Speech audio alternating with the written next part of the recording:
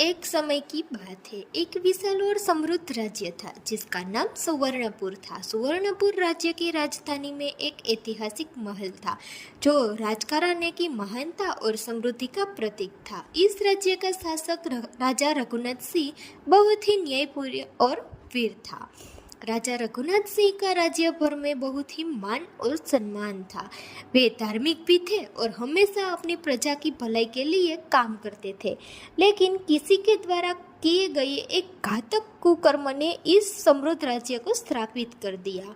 राजा रघुनाथ सिंह जी की पत्नी रानी सुषमा देवी बहुत ही सुंदर और कृपालु थी। राजा और रानी के बीच बहुत ही गहरी प्रेम भावना थी और वे हमेशा एक दूसरे का सम्मान करते थे। लेकिन रानी के सौंदर्य को लेकर एक दुर्भाग्यपूर्ण घटना घटित हुई जिसने पूरे राज्य को श्रापित कर दिया। राजमहल के पास एक बूढ़ी तांत्रिक महिला रहती थी जिसका नाम चंद्रवती था। चंद्रवती अपने तंत्र मंत्र के कारण राज्य भर में कुख्यात थी। एक दिन रानी सुषमा देवी महल से बाहर घूमने निकली थी। उसकी सुंदरता और आभूषणों ने चंद्रावती का ध्यान आकर्षित किया। चंद्रावती को अपनी शक्तियों में बहुत घमंड था और उसने रानी के सौंदर्य को लेकर बुरा विचार मन में पाल लिया। चंद्रावती ने तंत्र मंत्र का उपयोग करते हुए रानी के सौंदर्य पर एक श्राप डाल दिया। उस श्राप के प्रभाव से रानी का सौंदर्य धीरे धीरे फीका पड़ने लगा। रानी की त्वचा मुरझाने लगी और उसके चेहरे की चमक समाप्त हो गई।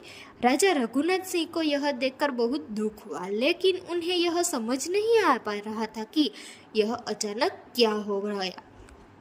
एक दिन राजा रघुनाथ सिंह ने महल में एक बड़ा यज्ञ का आयोजन किया जिसमें राज्य के सभी बड़े बड़े तंत्र मंत्रियों को बुलवाया गया। वे चाहते थे कि किसी प्रकार से रानी का श्राप समाप्त हो जाए और वह फिर से अपनी सुंदरता को प्राप्त कर सके। तंत्र मंत्रियों ने बहुत प्रयास किए लेकिन श्राप का कोई असर नहीं हुआ। राजा रघुनाथ सिंह ने एक दिन चंद्रवती से श्राप के बारे में पूछा। चंद्रवती ने राजा से कहा, राजा रघुनाथ, तुम्हारी रानी को इस श्राप से मुक्ति केवल तब मिल सकती है जब वह सच्चे दिल से तंत्र मंत्र से जुड़े इस रहस्य को समझे और उसकी शक्ति का सही उपयोग करे। यह सुनकर राजा को समझ में आ गया कि यह श्राप चंद्रावती के कारण ही हुआ था और उसने चंद्रावती से बदला लेने का फैसला किया। राजा ने चंद्रावती को महल बुलवाया और उसे श्राप देने के लिए कड़ी सजा दी। चंद्रावती ने राजा के सामने यह स्वीकार किया कि उसने ही श्राप रानी पर डाला था, लेकिन वह डरते हुए बोली, राजा, तुम मुझे सजा दे सकते हो लेकिन इस श्राप को खत्म करना केवल तुम्हारी रानी के हाथ में है। राजा ने उसे बंदी बना लिया लेकिन चंद्रावती के शब्दों ने उसे सोचने पर मजबूर कर दिया। राजा ने अपनी रानी सुषमा देवी से बात की और बताया कि वह किसी प्रकार इस श्राप को समाप्त कर सकती है। रानी ने चंद्रावती के तंत्र मंत्र के रहस्य को समझने के लिए कई सालों तक साधना की और कठिन तपस्या की। तपस्या के दौरान रानी ने अपने मन को शुद्ध किया और एक दिन तंत्र मंत्र के उस रहस्य को समझ लिया। जैसे ही उसने इसे समझा, उसका सौंदर्य फिर से प्रकट होने लगा, उसकी त्वचा फिर से चमकने लगी और उसका चेहरा फिर से सुंदर हो गया।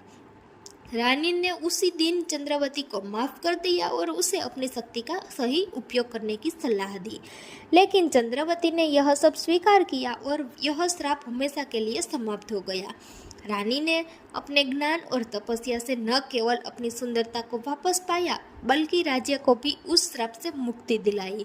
राजा रघुनाथ सिंह और रानी सुषमा देवी का राज्य फिर से समृद्ध हुआ और उन्होंने मिलकर यह सिखाया कि कृतज्ञता और दुष्टता से कोई भी समस्या हल नहीं होती है, बल्कि ज्ञान